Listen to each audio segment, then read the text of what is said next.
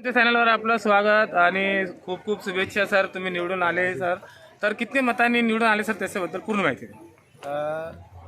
त्याच्यामध्ये माहिती 9,500 काही मी असा एक्झिट आकडा बघितलेला नाहीये. 10,000 मत आहे कारण मी बघितलं नाही. फक्त मला फोन आला आणि सगळ्यांनी विजयाची घोषणा केली आणि त्या ठिकाणी मी कारण की मतदान आता कोणत्या बूथवर किती झाले काय झाले आणखी आकडेवर मी घेतलेली नाही. सर तुम्ही शब्द दिले होते, आम्ही तुमची बातमी मुलाखत घेतली होती अगोदर.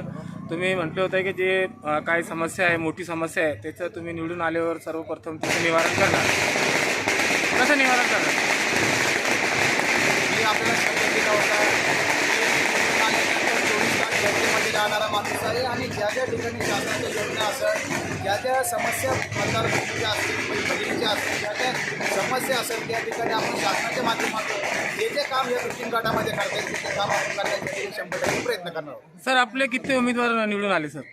आमचा एकच, मी एवढाच पैठण तालुक्यात एकटाच उमेदवार मी या ठिकाणी ठाकरे गटाचा महाविकास आघाडीचा मी एकटा निवडून आलो, महाविकास आघाडीचा.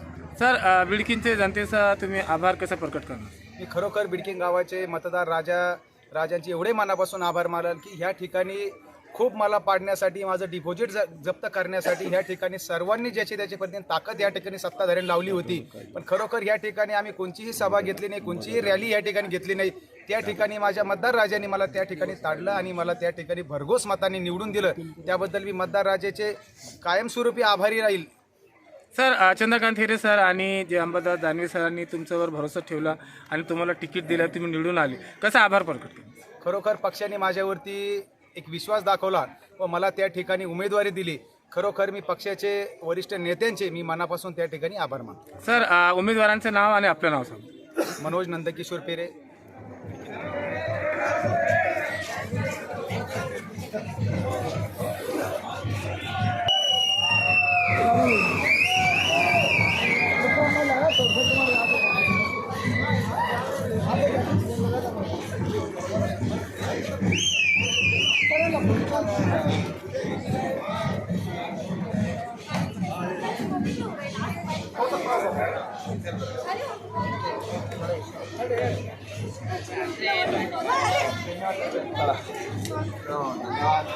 धन्यवाद.